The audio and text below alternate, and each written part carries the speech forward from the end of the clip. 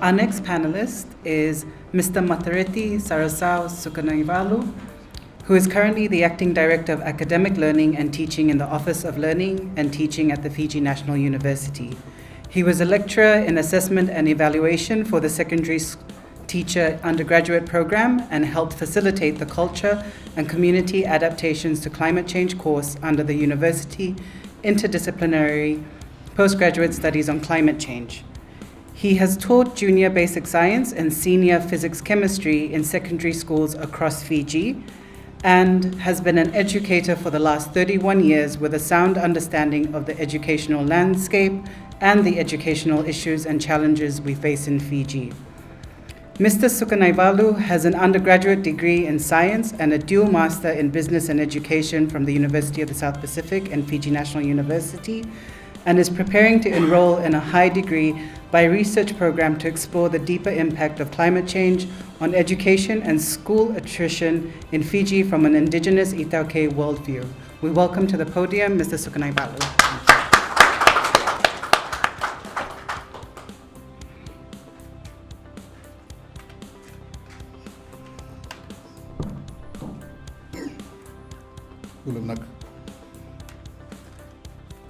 I'll start with acknowledging paying respect and tribute to the owners of the land on which we are gathered this evening. And I know that the Assistant Minister is basically a landowner from Suwabo. Unfortunately, he has left us.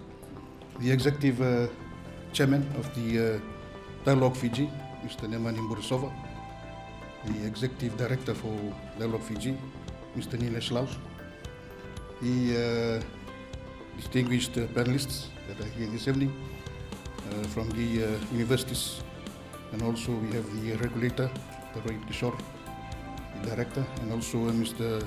Asbukram from the TSLS. Ladies and gentlemen, all stakeholders from the employers and also members of the public that are gathered here this evening. I am here this evening and I'm glad that I'm representing the Vice Chancellor of the Fiji National University. Probably I would like to share with you her greetings. She's at the moment in Nevada. There's a collaboration at the moment with College Southern Nevada and also with the surrounding institutions looking at internationalization of programs and also looking for best practices, as we all have heard this evening, that would help ideas that can help enhance the quality of the work that we do at Fiji National University. Just a brief, ladies and gentlemen, probably you're aware of Fiji National University. It's just 14 years old, but as mentioned by Dr. Chito, it has been for about 150 years or so through the Fiji School of Medicine. It's an amalgamation of 6 colleges, and the establishment now with FNU, we have 5 colleges and 2 centers that are providing education to meet the manpower needs and the workforce needs of our nation, the region, and also global partners as well. Having said that, we have 13 campuses. We are quite big. I'm talking to Mr. Arvind Maharaj, who was the Deputy Councillor for Chair of Council for FNU since 2016. It's quite big, 28,000 students roughly at the moment, and we have about 1,783 staff, which 700 of those are academics, and we are basically providing programs, offerings from certificate 3 level right up to PhD by research degree, high degree. So, ladies and gentlemen, as I'm here this evening, I know that this is a very important conversation. This is a very important platform for Fiji, for us, and also for the future. I had thought that I would take us back a bit, a sidetrack on sort of like a backdrop, probably on some of the issues which we have tried our best to try and mitigate as a university through our systems and processes that has been mentioned also by the previous presenters that we do have in terms of ensuring that there's quality assurance in what way that we offer. That was also the question when I was headed over the baton to come and actually have to talk to all of you today. why is it that we are being told that the quality of whatever that we are doing is low, it's declining? Because what we are doing is that we are doing our work, as I mentioned by Professor Chito, on a daily basis. These are bread and butter. But then again, ladies and gentlemen, as you actually speak and share with us this evening, it's important that we actually exchange views and ideas, and we need to actually build from today as we move forward. I had a couple of things that I wish that I would like to talk to you about before I actually mention a few things that had actually come up at FNU lately in terms of the strategic directions that FNU is taking. And I just would like to bring about a few issues that we have, say for example, that would actually contribute hastily to the decline in the quality. Number one is the extreme weather events that we have been having lately. Probably in the 1990s, in 2000, that's been something that has been hitting us very hard, especially in Fiji, as we experienced through Winston, Yasa, Harold, Pina, and the other cyclones. And this, ladies and gentlemen, affects the duration of time that students have, and also with the facilitators, our service, for us to be able to ensure that we meet the learning outcomes that we hope to have our students acquire before they graduate from our institutions. So one of that is basically the extreme weather events, and these institutions basically this is a supply chain that we're actually looking at, starting from secondary, primary, secondary, and then to tertiary. So in other words, it's affecting a whole due process that we are embarking on. So we have actually tried our best. As I've said, this year we are working on an overall review of our programs at FNU. And for that, we are basically going, at the moment, we're actually working. We'll start with the public sector. We've actually got to the chairman of the PSC.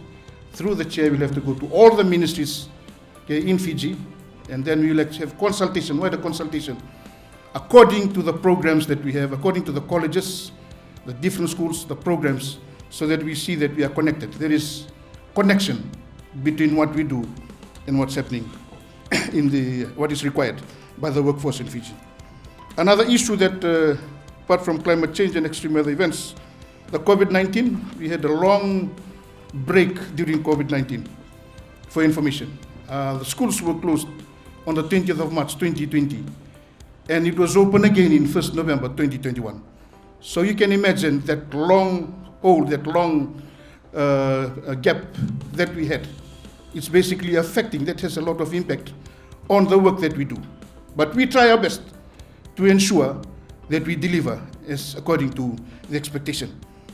And having said that, we had alternatives to the normal face-to-face. And as Fiji is a developing country, what we have is that the normal face-to-face that we've been experiencing, but COVID has actually exposed us. So we needed to ensure that we actually move into remote learning, distance learning, and sort of more on digitization, the use of technology. The staff and the students were to be prepared. And at FNU, as I've said, it's just 14 years in terms of the establishment. So we actually had sort of issues, teething issues, with regards to technology. So that would be a contribution to the issue that we're actually talking about here this evening. The other one has been mentioned by the two universities, the labor mobility. That basically, for us, is an indication that what we are doing is really good. There's nothing wrong about it in terms of the quality. The industries and the outside world have actually acknowledged the work that's been done in the institutions, universities that we have in Fiji. Just looking at New Zealand and also in terms of those perks that they have, it's actually enticing. And currently, as I speak in terms of education, the government had actually come to the institutions to try and look to ensure that to meet the shortage in teachers that is going to happen around September, if we can actually give in our third-year students. And for us, that's not on.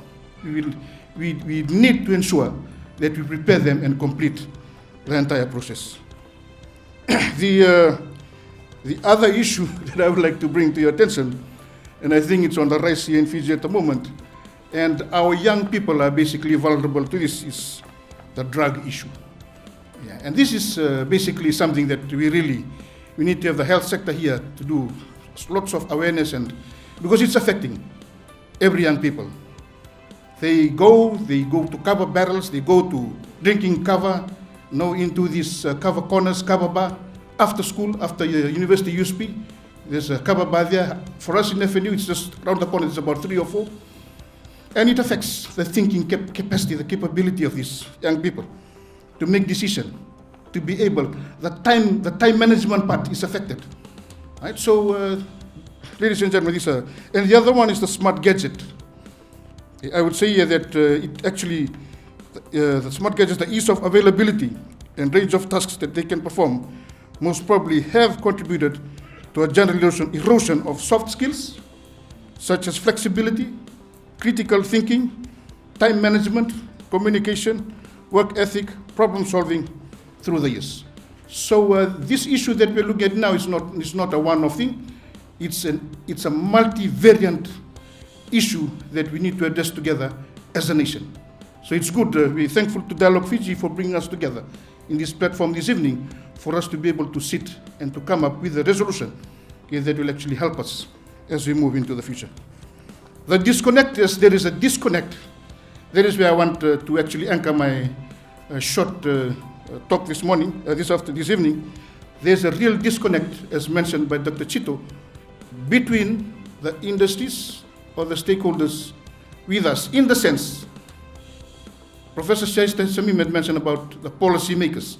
Yes, so we need to be connected to ensure that we actually engage, we come together and sit and have consultation and discussion so that we are able to ensure the relevancy, the connectivity in what we do to ensure that we are actually meeting the expectations and the demands of the workforce in Fiji, in the region, and also extending out to our international partners. So having said that, FNU is actually embarking on a comprehensive exercise in terms of the program review. I think Dr. Rahit from FX is aware of this. So by 2026, rest assured that we are going to cover. We need to leave no stones unturned. As I've said, we'll start with the public sector, right? So, and then we'll move on to the private sector, and all other stakeholders will be engaged to ensure that we actually hear and listen to all the contributions that will help improve the service that we provide at Fiji National University. So having said that, ladies and gentlemen, thank you very much for your time and also for your attention. Looking forward to questions that we'll have now.